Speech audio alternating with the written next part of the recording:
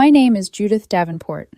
I'm 29 years old, and 3 days ago on Christmas, I watched my boyfriend dismantle our entire relationship in front of my family over mashed potatoes and roast chicken. I'm still replaying it in my head like maybe I missed something. Maybe there was a moment I could have stopped it before it turned into what it became. But the truth is, nothing I could have said would have changed the outcome. He showed me exactly who he was that night. I just hadn't expected him to do it so publicly. We'd been together for about 18 months. We met at a mutual friend's birthday party, one of those loud rooftop things where everyone pretends they're more successful than they are. He was charming, polished, and very aware of how he came across. He worked in pharmaceutical sales, drove a leased BMW, wore tailored coats, and talked a lot about trajectory. At the time, I thought it was confidence. Looking back, it was insecurity dressed up as ambition. I didn't mind his love for status, designer watches, name-dropping executives he'd met once at conferences, constant comparisons between himself and people doing better. I figured underneath all of that was a real person, someone who cared about connection more than appearances. I was wrong. What he didn't know about me was simple. For the past 4 years, I'd been running a small enterprise security software company with 2 college friends. Boring B2B tools, no flashy apps, no buzzwords, just solid infrastructure that worked. We ran it quietly out of my apartment. I wore hoodies, drove my 2019 Honda Civic, and lived in the same modest place I'd had since grad school. To him, I was just a tech girl with an okay salary. What he didn't know, and what I was planning to tell him on New Year's Eve, was that after 8 months of acquisition talks, the deal had closed on December 19th. $8 million. After taxes and splits, my share was just over $2.4 million. I'd told my parents, my business partners, no one else. I wanted it to be a surprise. I'd even bought a ring. Christmas dinner was at my parents' house. Everyone was there. My mom, my dad, my older sister, and her husband, and my grandmother. He'd been distant all week, glued to his phone, short answers. I chalked it up to holiday stress. We just finished the main course when my mom, trying to be warm as always, asked him about work. Normal conversation, small talk. He sighed dramatically, set down his fork, and looked at me like I was something he'd outgrown. "I've been thinking a lot about us," he said. The table went silent. My sister's eyes widened. My grandmother froze mid-sip. "You're not what I expected when we started dating," he continued. I blinked. "What did you expect?" He gestured vaguely at me. "This. I thought you'd be further along by now, more ambitious, more successful." My dad slowly set down his wineglass. "I'm doing fine," I said, honestly, confused. "The company's doing really well." He laughed. Actually laughed. "Your little computer thing. You work from home in sweatpants. You drive a Honda. You've worn the same jacket for 2 years." My sister tried to interrupt. "Maybe this isn't—" No, he cut her off. "I need to say this." Then he turned fully toward me. "I think we should break up. I need someone successful, someone who's going somewhere. I'm 30. I can't waste more time hoping you'll figure your life out." Dead silence. The irony was overwhelming. 4 days earlier, I'd deposited over $2 million. 6 days later, I'd planned to propose. And here he was, dumping me at my parents' Christmas table because I didn't look rich enough. "What did you expect?" I asked quietly. "Someone who could give me the life I deserve," he said. "Not someone content to just exist." I reached for my phone, pulled up my banking app, and slid it across the table. "The little computer thing sold last week," I said. "That's my share, after taxes." His face drained of color. He stared at the screen. Back at me. Back at the screen. That can't be right." "It is. You never told me." "I wanted to be with someone who liked me," I said calmly. "Not my money." He started crying. "I didn't mean it like that." "You meant every word." I stood up. "You just broke up with me in front of my entire family because you thought I was a loser. Merry Christmas. You're single now." My mom quietly said, "You should probably go." My grandmother smiled. He grabbed his coat and left without another word. I watched his car pull out of the driveway and knew deep down that this wasn't over. It was just beginning. If I'm being honest, the silence right after Christmas dinner felt almost peaceful. For about 12 hours. That's how long it took for the messages to start coming in. I had blocked his number the moment I got home that night, not out of anger, but self-preservation. I knew myself well enough to understand that if he called and started crying, if he sounded even a little remorseful, there was a version of me that might have tried to explain to soften things to make it easier for him to walk away feeling less guilty. I didn't want to give him that. So when my phone buzzed the next morning with an unknown number, I ignored it. Then another. And another. The first wave was remorse. Texts sent late at night, long and rambling, full of apologies that somehow never quite reached accountability. I wasn't thinking straight. I was stressed about work stuff you don't know about. That wasn't how I meant it to come out. Can we just talk for 5 minutes, please? They came from his work phone, from a number registered under his sister's name, from random area codes I didn't recognize. I didn't respond to a single one. I screenshotted everything and forwarded it to an email folder I'd labeled very deliberately, just in case. By December 27th, the tone shifted. The apologies dried up and were replaced by something sharper, something defensive. You lied to me for 18 months. How was I supposed to know you had money when you dressed like a college student? You let me embarrass myself in front of your family on purpose. That one almost made me laugh. Almost. According to him, my crime wasn't that I'd been quietly building something meaningful. It was that I hadn't broadcast it loudly enough for his comfort. Apparently living modestly was now a form of deception. He even accused me of setting him up, of orchestrating the entire Christmas dinner as some elaborate humiliation ritual, as if I'd somehow planned to be insulted in front of my grandmother just to prove a point. The mental gymnastics were impressive. I kept ignoring him. On December 28th, my mom asked if she could stop by for coffee. She didn't sound upset, just tired. That's when she told me his mother had called her. Apparently, the conversation started civilly enough. Holiday greetings, polite concern.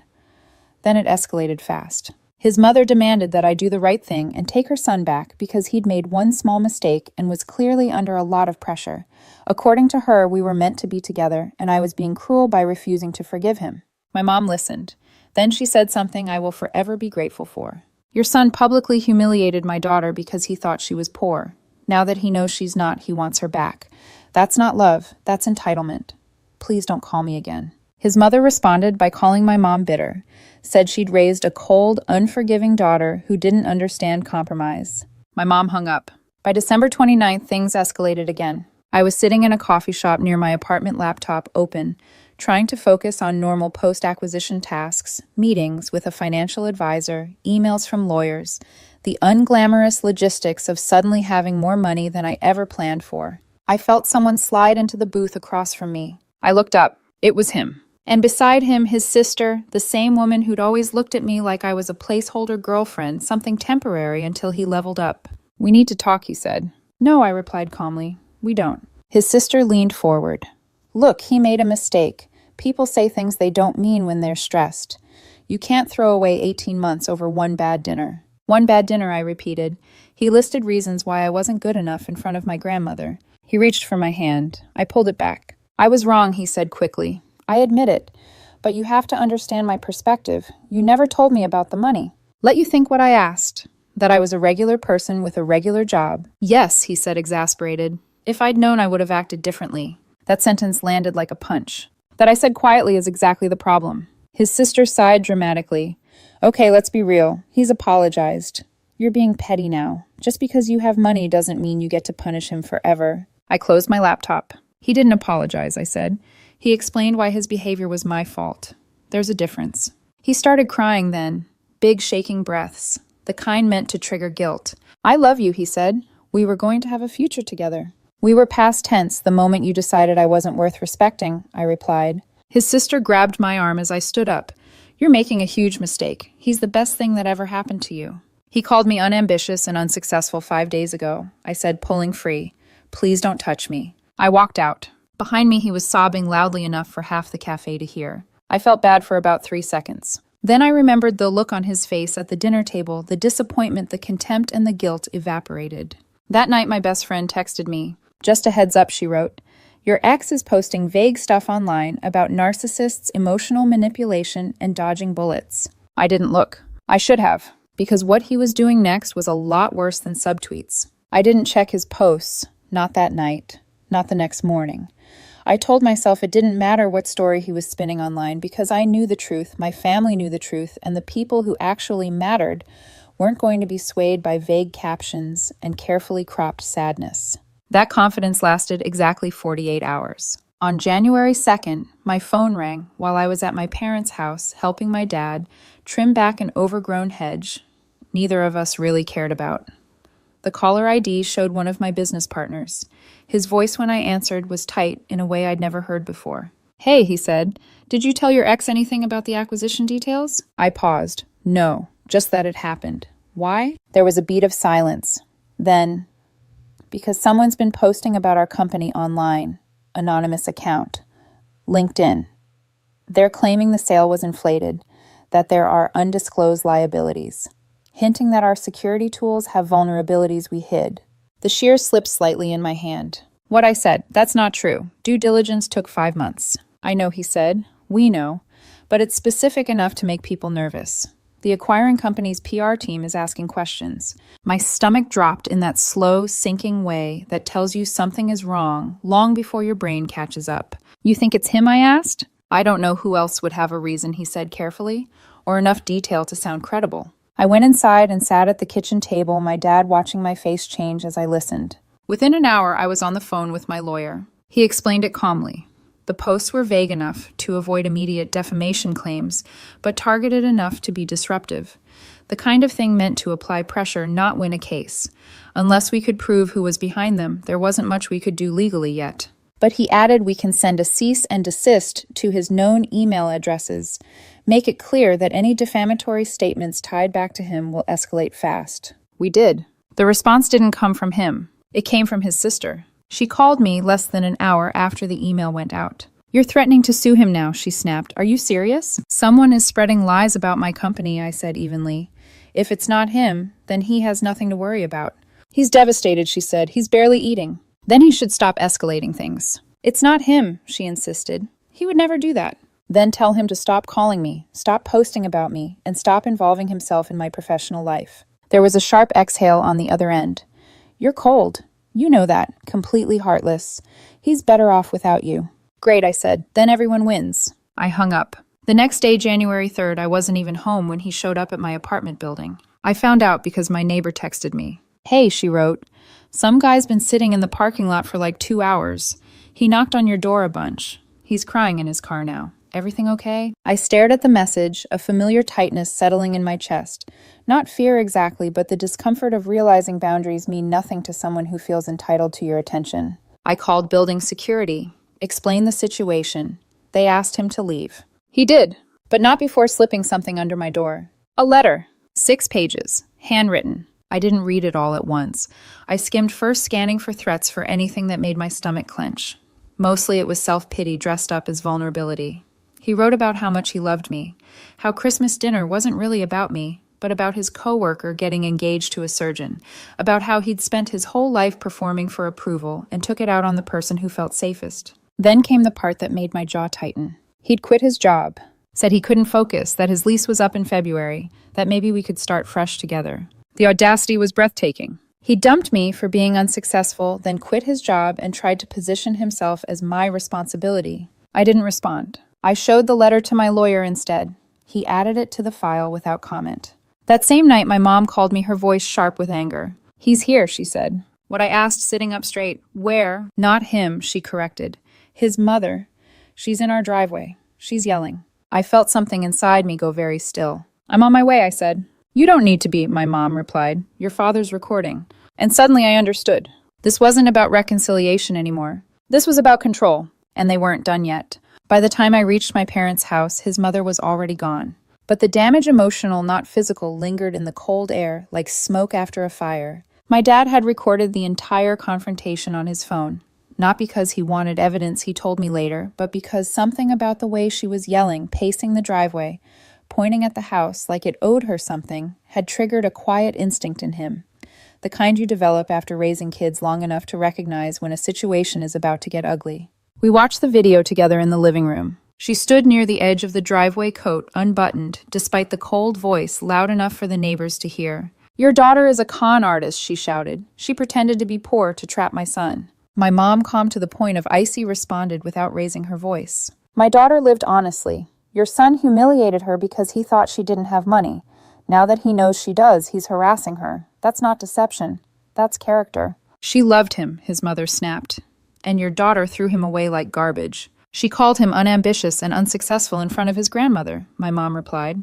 What exactly did you think would happen? His mother started crying, then loud performative sobs. He's not eating, she wailed. He quit his job. He's falling apart. She has to fix this.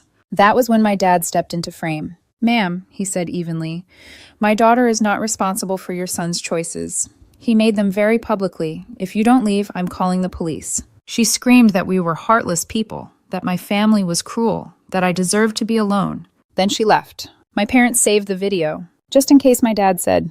That night, I got one last text from an unknown number. "You're going to regret this. You can't humiliate someone and walk away." I screenshotted it and forwarded it to my lawyer. Then I blocked the number. January blurred after that. The anonymous LinkedIn post continued for a few more days, just long enough to be annoying, not long enough to be catastrophic. My lawyer sent a second, more aggressive letter, this one threatening subpoenas and IP tracking.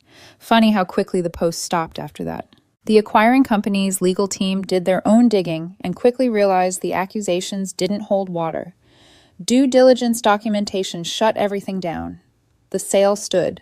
My partners and I exhaled collectively. As for him, the harassment died down too. Not because he suddenly found perspective, but because his sister stepped in. Not to protect me, to protect the family reputation. I heard through mutual acquaintances that she'd finally forced him into therapy after his behavior started embarrassing them publicly. Apparently, he'd admitted off the record that the online posts were his idea, a way to even the score. His therapist told him to stop immediately. I could have pursued a harassment case. My lawyer said I had grounds, but by then I was tired. Dragging it out would have meant staying emotionally tethered to him longer than I wanted.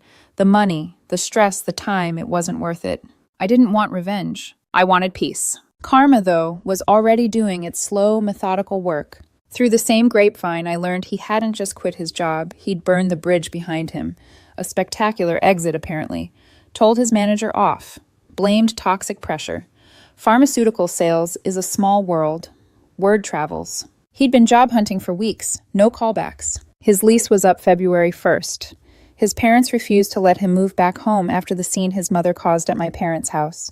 He was staying with his sister in her one-bedroom apartment, sharing space with 2 cats he was allergic to. And the coworker he'd been texting during Christmas week, the one he'd been quietly comparing me to, a finance guy he met at a conference. He ghosted him the moment he found out about the job loss. Poetic, really. By the 3rd week of January, the chaos had finally settled. That's when I ran into him again, and realized I wasn't as done as I thought. I ran into him on January 25th. It wasn't dramatic, no music swelling, no perfectly timed confrontation. Just a grocery store on a Tuesday evening, fluorescent lights humming overhead, the cereal aisle half empty. I was comparing 2 boxes of granola when I felt that strange prickle at the back of your neck that tells you someone is looking at you. I turned. He stood a few feet away, frozen in a basket hanging loosely from one hand.